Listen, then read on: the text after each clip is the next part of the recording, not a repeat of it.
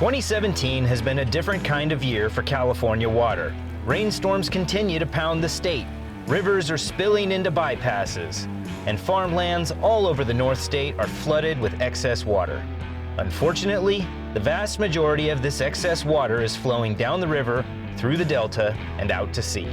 If this much-needed winter has proven anything, it's that California needs more storage. In the past year, Sites Reservoir has emerged as the leading storage project to be funded by Proposition 1. That's according to lobbyists working in Sacramento. And extended wet periods like this are more proof at how valuable the off-stream reservoir could be. It's really the flood flows that we're trying to capture. This is, when the river is swollen like this and when it's overflowing into the bypasses, this is an excellent time for us to grab these flood flows out of the river and store it so that we can use it throughout the year. Back in mid-January, Assemblyman James Gallagher brought 15 members of the California State Assembly up to Colusa to lay eyes on the excess river water, visit the Sites Basin, and learn more about the project. And especially when we're in a drought like we've been in the past 4 years, we could have 500,000 acre feet a year. There would be excess water that we can use to deal with all the issues that we're dealing with when we're in scarcity.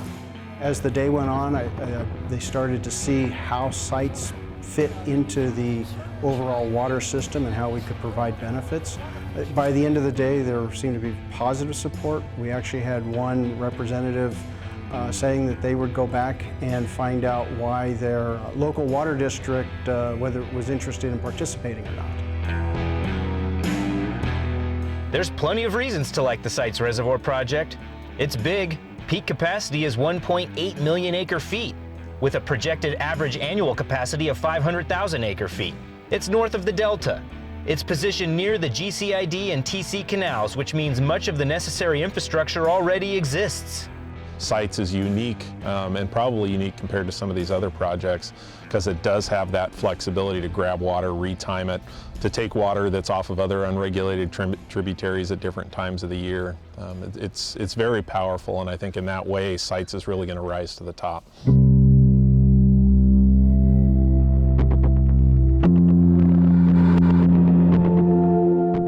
If Sites does rise to the top, the state will have access to a block of water upwards of 250,000 acre feet, which would be exclusively theirs to use for whatever environmental needs the state deems a priority.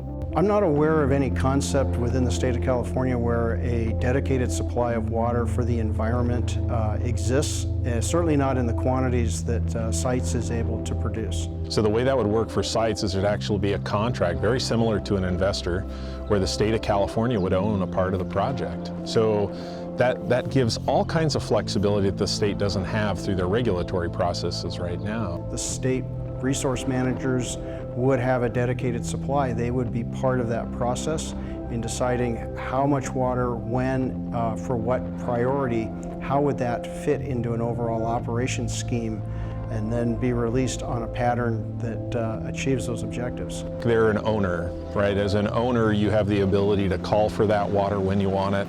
You have control, right? So you can possess that water, you can move it around through the system, and then you can turn it into an asset.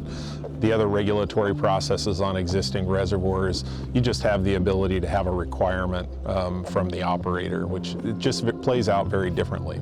I think it was one of the innovative parts of Proposition 1 was allowing the state to actually acquire the ability to manage water for the environment, especially given an uncertain future.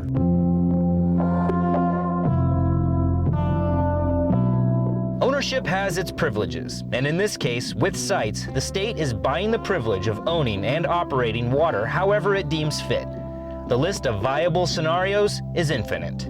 It's the ability to adapt, right? So as we learn more and more about the fishery needs, they know that they have an asset that they can count on and that they can use in multiple ways. They can't be that responsive through the regulatory process.